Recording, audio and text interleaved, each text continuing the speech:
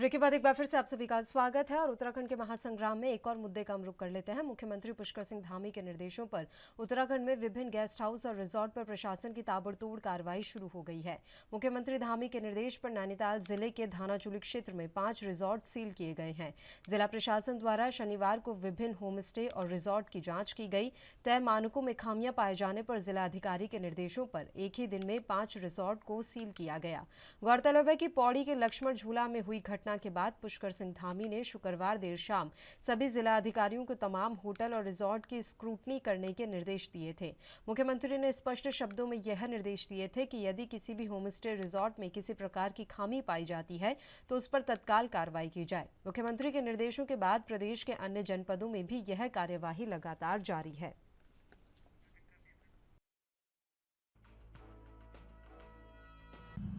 जैसा कि कुछ मीडिया ग्रुपों में पोर्टल में ये चल रहा है कि रिजॉर्ट में साक्ष्य मिटाए गए हैं। मैं सभी लोगों को इंश्योर कर रहा हूँ कि 22 तारीख को ही हमारी टीम ने, हमारे आईओ ने रिजॉर्ट में जा कर के सारी वीडियोग्राफी करी है जहाँ बिटिया रहती थी जिस कमरे में, और अगली सुबह हमारी फॉरेंसिक टीम ने सारे जो इलेक्ट्रॉनिक एविडेंसेज, जो साइंटिफिक एविडेंसेज हैं उसको कलेक्ट कर रखा है। कहीं किसी भी प्रकार का कोई एविडेंस डिस्ट्रॉय नहीं हुआ और हमारे पास पर्याप्त साक्ष्य हैं जिससे हम अपराधियों को उनके अंतिम अंजाम तक पहुंचे। तो आपको बता दें कि अंकिता हत्याकांड में सरकार लगातार कार्रवाई कर रही है और इसी बीच पुष्कर सिंह धामी ने प्रदेश के सभी जनपदों के होमस्टे और रिजॉर्ट की स्क्रूटनी करने के निर्देश दे दिए हैं, जिसके बाद लगातार कार्रवाई जारी है। इस हत्याकांड के बाद से लोगों में काफ़ी आक्रोश का माहौल है।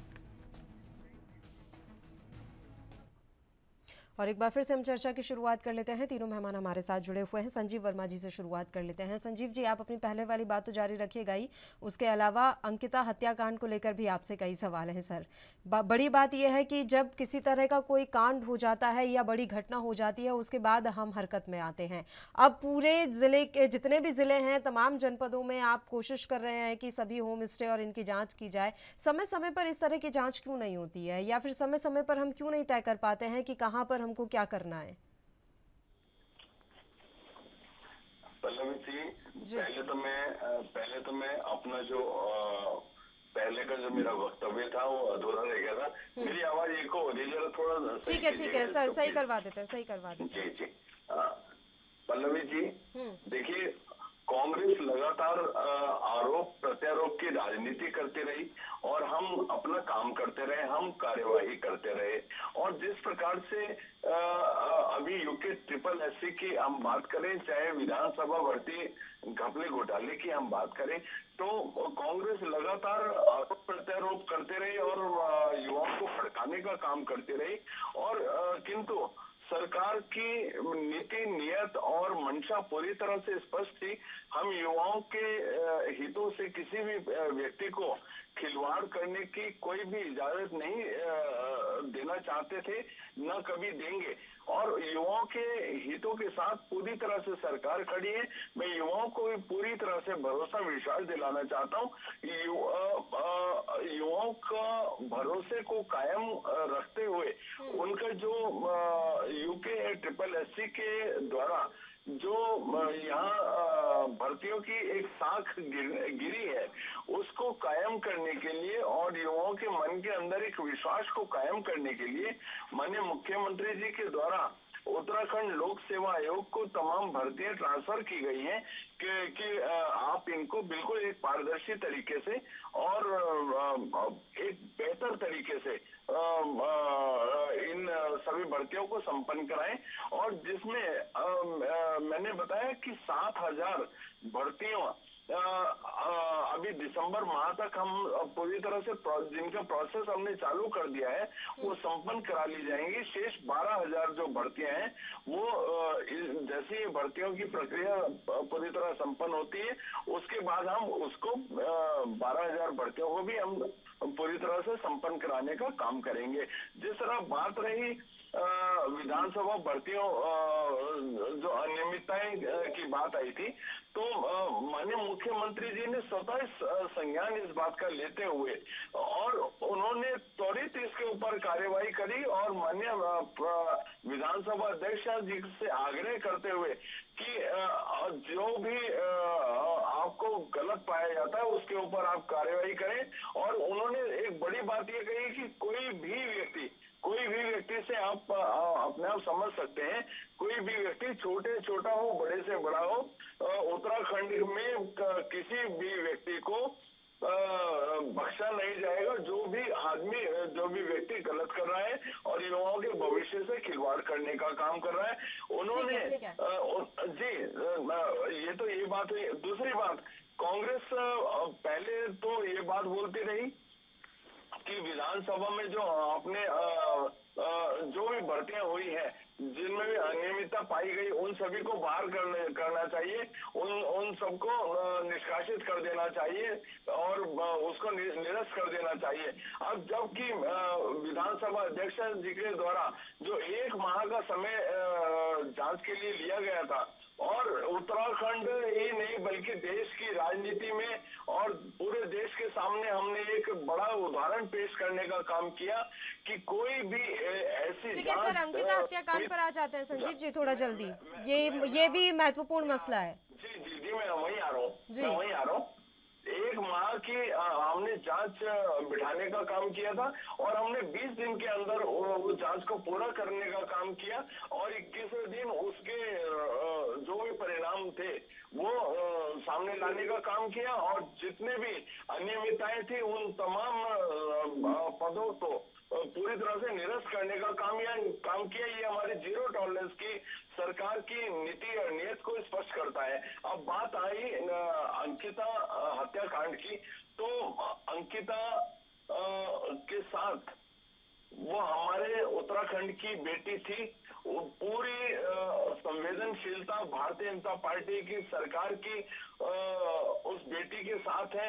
हम ईश्वर से प्रार्थना करते हैं उसकी दिवंगत आत्मा को अपने श्री चरणों में स्थान प्रदान करे और इस प्रकार का कुकृत्य कोई भी दानव उत्तराखंड की देवभूमि पर दोबारा ना करने पाए, उसके लिए माननीय मुख्यमंत्री जी के द्वारा कड़ी से कड़ी कार्यवाही करने के निर्देश हमारी तमाम पुलिस को, तमाम जांच एजेंसियों को दिए गए हैं। साथ ही उन्होंने कहा है कि फास्ट ट्रैक कोर्ट के माध्यम से जितनी जल्दी से जल्दी हो इस मामले में हम न्याय दिलाएंगे और ऐसे दानवों को उत्तराखंड की धरती पर चिन्हित करते हुए उन लोगों के खिलाफ कड़ी से कड़ी कार्रवाई करने का काम सरकार कर रही है। भारतीय जनता पार्टी और सरकार बड़े कटु शब्दों में इस पूरे तमाम इस कांड की भर्त्सना करती है और उस दरिंदे के जो भाई और पिता जो भारतीय जनता पार्टी में विभिन्न पदों पे रहे, उसका भाई जो आयोग का ठीक है संजीव जी, देखिए लड़की के परिजनों ने यह भी आरोप लगाया है कि रिजॉर्ट को गिराने की कार्रवाई क्यों की गई जबकि तमाम सबूत इस रिजॉर्ट में छुपे हुए थे। और आपको भी जानकारी होगी कि ये रिजॉर्ट पहले भी विवादों में रहा है, यहाँ से पहले भी एक लड़की इसी तरीके से रहस्यमय परिस्थितियों में लापता हुई थी। तो सवाल यही है कि जब पहले से विवादों में घिरा रहा तो अभी तक किसी का ध्यान इस पर क्यों नहीं गया, यानी कि प्रशासनिक अमला भी मिला हुआ था। ये तमाम चीजें अभी खुली नहीं है, इन पर राज अभी भी ऐसे ही बरकरार है। उम्मीद करेंगे हम कि आप जल्दी इस राज से भी पर्दा उठाएंगे। बताइए शिषपाल सिंह बिष्ट जी, अंकिता हत्याकांड को लेकर आप सरकार की कार्रवाई को किस तरीके से देख रहे हैं? और क्योंकि कह रहे हैं संजीव जी कि हम लगातार कार्रवाई कर रहे हैं, इस मामले को खुद पुष्कर सिंह धामी देख रहे हैं और उन्होंने कहा है कि फास्ट ट्रैक में ये मामला चलाया जाएगा ताकि जल्दी से जल्दी आरोपियों को कठोर से कठोर सजा दिला पाए।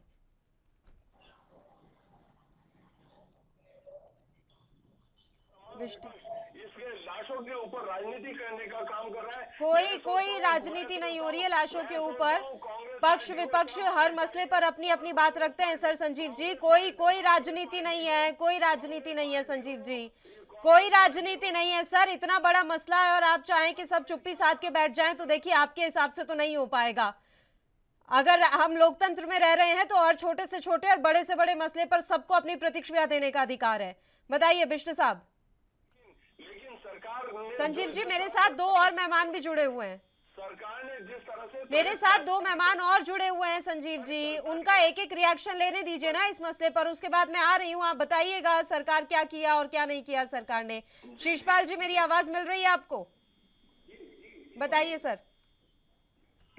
पल्लवी जी, देखिए जिस प्रकार से पहाड़ की बेटी, उत्तराखंड की बेटी अंकिता भंडारी के साथ हरिद्वार के चीला में जो दरिंदगी हुई, आज शब्द नहीं है हमारे पास कुछ बोलने के लिए। आज पूरे पहाड़ का जनमानस, आम आदमी आज इस जितना पीड़ित है, मन से दुखी है कि इस प्रकार की दरिंदगी एक 19 साल की बेटी के साथ कैसे ये हैवान लोग कर सकते हैं। इस प्रकार से उस बेटी के, आपने देखा व्हाट्सएप चैट वायरल होता है और उससे सारे खुलासे हो रहे हैं। जिस प्रकार से रोती हुई बेटी का लास्ट वीडियो कॉल वायरल होता है, वो अपने आप में सारी कहानी बयां करता है पल्लवी जी। लेकिन पुलिस की कहानी यहाँ पर अपराधियों के पक्ष में जाती हुई दिखाई दे रही है। पुलिस की कहानी से ये लग रहा है कि उस बेटी ने इन लड़कों से झगड़ा किया बैराज पर और जो है दारू के नशे में उन्होंने धक्का दे दिया। इस कहानी से वो उन लोगों को फांसी की सजा तो होगी नहीं, वो तो बच जाएंगे कि आपसी झगड़े में जो है गुस्से में धक्का दे दिया गया। जबकि पूरा उत्तराखंड का जनमानस समझ रहा है कि उस बेटी के साथ किस स्तर की दरिंदगी हुई और उस दिन ऐसा कौन बड़ा सफेद पोस्ट वहां पर रुका हुआ था जिसके लिए एक्स्ट्रा सर्विस का उस पर दबाव बना जा रहा था उस बेटी के ऊपर, जो मां को पूरा नहीं कर रही थी, न करना चाहती थी। वो एक स्वाभिमानी बेटी थी। लेकिन अब पुलिस इस मामले को घुमाना चाहती है। इसीलिए आज आप देखिए पूरी जनता अभी तक सड़कों पर है। वहां पर उस बेटी का जो है वो कह रहे हैं जब तक पोस्टमार्टम रिपोर्ट सार्वजनिक नहीं की जाती, क्योंकि अंदेशा है कि उससे भी छेड़छाड़ की जाएगी पोस्टमार्टम रिपोर्ट से। इसको जो है एक प्रकार का दुर्घटना का रूप देने का कोशिश कर रहे प्रयास, और आप कर रहे हैं बेटी को न्याय दिला रहे हैं, आप निष्पक्ष कार्रवाई कर रहे हैं। वहां पर सबूत मिटाने के लिए रात के अंधेरे में बुलडोजर क्यों चलाया गया और केवल एक गेट तोड़ा गया और बेटी का ही कमरा तोड़ा गया, उसके अलावा तो पूरा का पूरा रिसोर्ट वहां पर खड़ा है।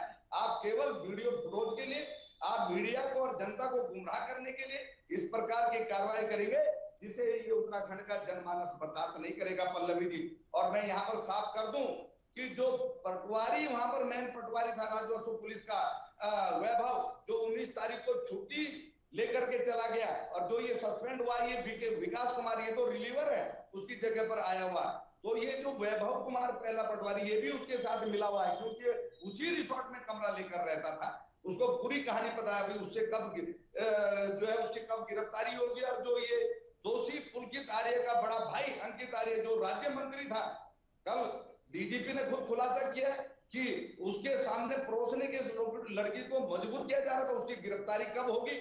और जो बेटी पहले एक दूसरी लड़की वहां पर प्रियंका मिसिंग हुई, उसके मामले में जांच कब शुरू होगी और वहां पर कितनी अन्य अंकिता और प्रियंकाएं इन दरिंदों की दरिंदगी का भेंट चढ़ी है, इस सब चीज का खुलासा होने के लिए इस मामले की सीबीआई जांच बहुत जरूरी है पल्लवी जी।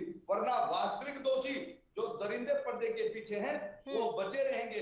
ये पूरा प्रदेश का जनमानस आज मांग कर रहा है इसके लिए, और ये दबा नहीं पाएंगे जी, और ये दबाना चाहते हैं, ये घुमाना चाहते हैं। अगर इन दरिंदों को कोर्ट में ये केस अगर कमजोर करने का प्रयास हुआ, अभी पुलिस के एफआईआर देखी जाएगी उसमें किस प्रकार से इस केस को मजबूत किया जाता है, क्योंकि सजा तो कोर्ट में होगी ना और एफआईआर के बलबूते पर होगी, तो ये नजर रखी जाएगी, ये देखा जाएगा। लेकिन जो कहानी पुलिस ने बयां की है मीडिया के सामने, उसमें तो लगता है कि दोषियों को जो है कम से कम सजा पर बचाना चाहते हैं जी। चलिए ठीक है। राजीव शर्मा जी, अंकिता हत्याकांड के बाद क्या लग रहा है आपको, उत्तराखंड में कानून व्यवस्था अभी किस तरीके की है?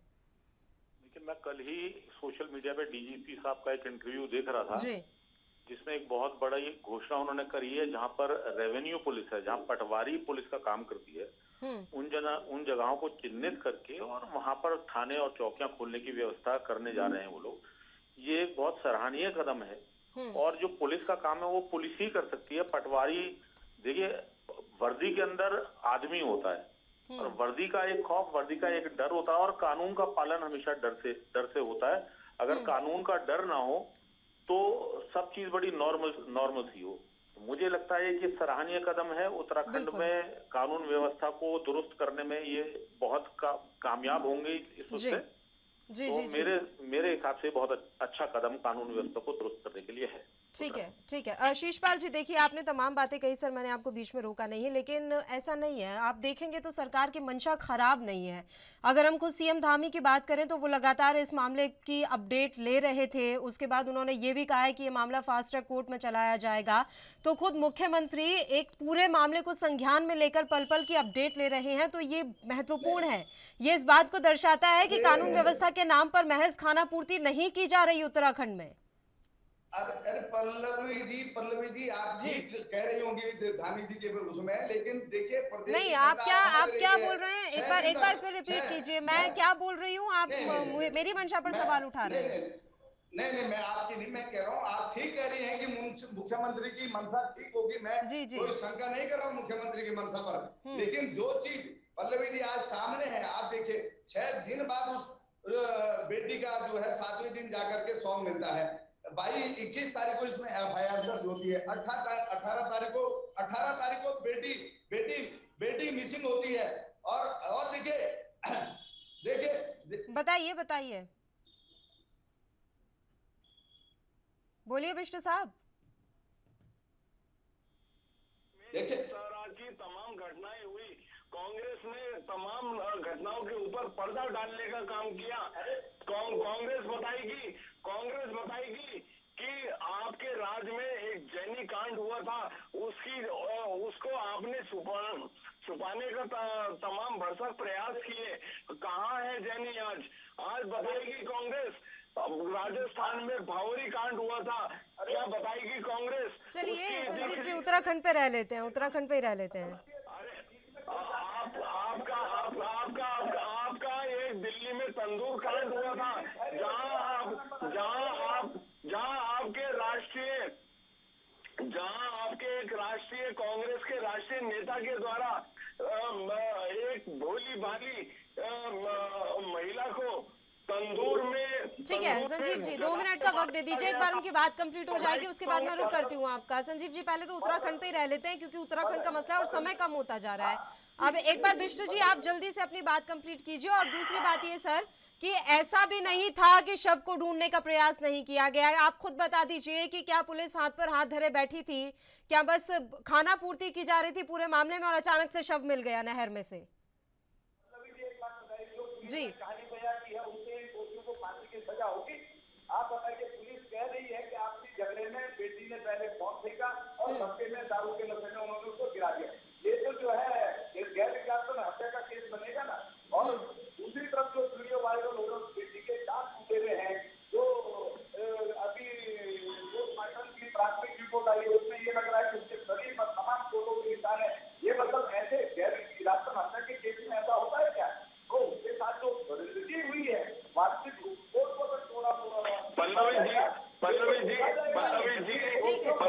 बताइए संजीव जी। पल्लवी जी,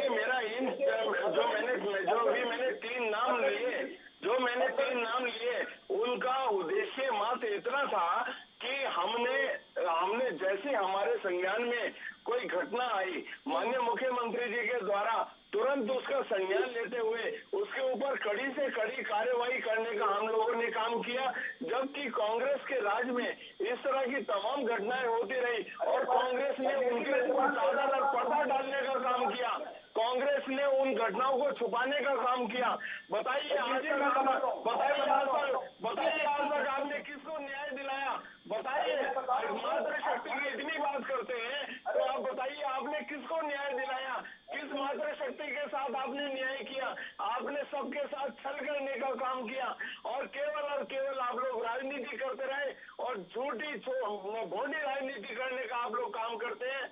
आपको न किसी के जीवन से मतलब है, न किसी के मरण से मतलब है। आप हर चीज में राजनीति ढूंढते हैं, आप हर चीज में राजनीति करते हैं। आप लोगों को शर्म आनी चाहिए। उत्तराखंड की एक बेटी की जान गई और आप उसके ऊपर राजनीति कर रहे हैं। आप लोगों को शर्म नहीं आती? भारतीय जनता पार्टी को आनी चाहिए, मुख्यमंत्री को इस्तीफा देना चाहिए इस मामले में। और आप बताइए वो विधायक महेश नेगी कौन है महेश नेगी? इसके ये आज एक लड़की यहाँ पर उसके बच्ची का डीएनए टेस्ट के लिए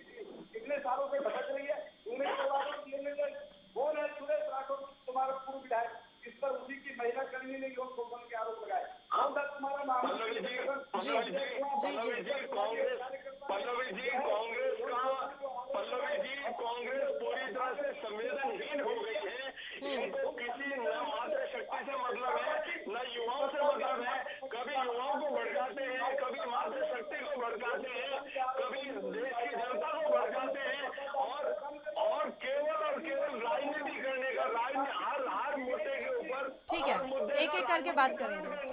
काम करते हैं। हम लोगों ने यूके ट्रिपल एससी में युवाओं को, चलिए एक एक करके बात करेंगे सर। दोनों से रिक्वेस्ट है, आप दोनों एक साथ बोलेंगे, दोनों की आवाज नहीं आ रही है और समय बेहद कम है हमारे पास, तो बेमतलब की बहस में नहीं उलझते हैं। संजीव जी, बिष्ट साहब, एक एक करके बात करेंगे, ठीक है संजीव जी? संजीव जी एक एक करके बात कर लेते हैं सर, अभी समय कम होता जा रहा है, एक एक करके बात कर लेते हैं। मैं एक बार राजीव जी का रुख कर लेती हूँ। मैं लौट रही हूँ संजीव जी, मैं लौट रही हूँ संजीव जी, आप ही के पास लौट रही हूँ सर। बस मुझे एक रिएक्शन राजीव जी से लेने दीजिए, उसके बाद मैं तुरंत आप ही के ही पास लौटूंगी। राजीव शर्मा जी, ये मामला सामने आया, उसके बाद सरकार ने कड़ा एक्शन ये भी लिया है कि तमाम रिजॉर्ट को सील करने की कार्रवाई की जा रही है। बेहद सराहनीय फैसला, लेकिन सवाल ये कि क्या इस तरह की कार्रवाई या इस तरह की जांच समय समय पर होनी चाहिए आने वाले भविष्य में भी? दोनों ने इस अंकिता हत्याकांड को बहुत पीछे ले गए और अन्य वो कांग्रेस और बीजेपी अपनी राजनीति आगे लेकर के आई है, ये दुखद है।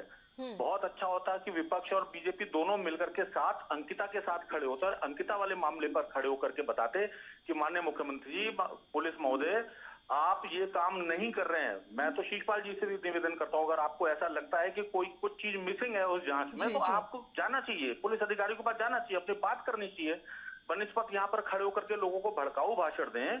और ऐसी कौन सी चीज रह गई है, जैसे आप ये कह रहे हैं गैर इरादतन हत्या का मामला दर्ज होगा, अभी तो ऐसी कोई बात ही नहीं है। 18 को एफआईआर दर्ज हुई है राजस्व पुलिस में। राजस्व पुलिस पटवारी होता है, पटवारी के पास गाड़ी भी नहीं होती, पैदल चलता है, जितना काम वो कर पाया। 21 तारीख को पुलिस को हैंडओवर कर दी गई। पुलिस ने जब सबको रिमांड पे लिया, पकड़ा, जब उनको पता लगा, जांच शुरू करी, उन्होंने 4 दिन के अंदर लाश भी बरामद कर ली है। अब ये कार्रवाई में धीरे धीरे करके आगे बढ़ रहे हैं, टाइम लगेगा, पर ये मैं आश्वस्त एक कोर्ट का आदमी होके मैं वकालत करता हूं और जिम्मेदारी निभा चुका हूं, अपनी पोस्ट पर रह चुका हूं वहां पर, तो मैं आश्वस्त करता हूं कि कोर्ट में कोई ऐसी चीज नहीं होती कि किसी मुलजिम को ऐसे ही छोड़ दिया जाता है। उसको सजा मिलेगी, उसकी करने की सजा मिलेगी और बढ़िया ठीक तरीके से मुकदमा लड़ा जाएगा। मेरा मानना यह है कानून अपना काम करेगा। चलिए बताइए संजीव वर्मा जी। पल्लवी जी, मैं बारी बारी अपनी बातों पे आ रहा हूँ और शिषपाल जी उनको आपने पर्याप्त समय दे दिया। उनसे मेरा आग्रह है कि बीच में ना बोले, बीच में नहीं बोलेंगे तो अच्छा होगा। अरे संजीव जी, तुमने मुझे बोल नहीं दिया बीच में। पल्लवी जी, चलिए एक एक करके बात कर लेते हैं सर, एक एक करके बात कर लेते हैं। आप मुझे नैतिकता बता रहे हो? जी। तुम्हें क्या बताएं नैतिकता? संजीव जी मुद्दे पर आते हैं ना सर, मुद्दे पर आते हैं, छोड़िए नैतिकता अनैतिकता की बातें, मुद्दे पर आते हैं। बताइए, समय कम है सर, समझिए इस बात को। पल्लवी जी, कांग्रेस राज में हुई दरोगा भर्ती घोटाला, वीडियो भर्ती घोटाला, पटवारी घोटाला, वन विभाग घोटाला, आबकारी घोटाला, खनन घोटाला। अंकिता के मसले पर बात करें सर, अंकिता के मसले पर बात करें। गया घोटाले का मुद्दा गया सर। इन्होंने पर्दा डालने का काम किया और इनके राज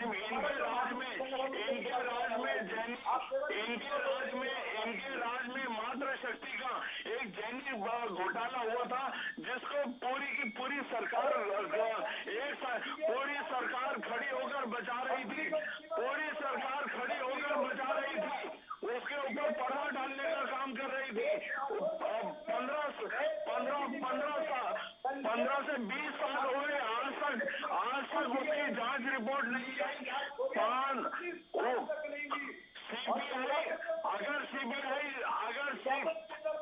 पल्लवी जी देखिए, उस समय केंद्र में इन्हीं की सरकार थी और राज्य में भी इन्हीं की सरकार थी। इन्होंने उस पूरी घटना के ऊपर पर्दा डालने का काम किया। आज तक कोई नहीं जानता कि जैनी कहाँ से आई थी, कहाँ चली गई, जैनी जिंदी है या मर गई, कोई नहीं जानता। इन लोगों ने जैनी के साथ क्या किया, कांग्रेस पार्टी ने जैनी के साथ क्या किया, कांग्रेस को बताना चाहिए। कांग्रेस चलिए सर, कांग्रेस ने क्या किया क्या नहीं किया, अब तो हम बस ये उम्मीद कर रहे हैं कि अंकिता हत्याकांड के जो आरोपी हैं उन्हें जल्द से जल्द और कठोर से कठोर सजा दिलाई जाए। फिलहाल आप तीनों ही मेहमानों का शुक्रिया, चर्चा करने के लिए आप हमारे साथ जुड़े। और इसी के साथ उत्तराखंड का महासंग्राम में इतना ही। मुझे दीजिए इजाजत। देश और प्रदेश की तमाम ताज़ा खबरों के लिए आप बने रहिए हमारे साथ। नमस्कार।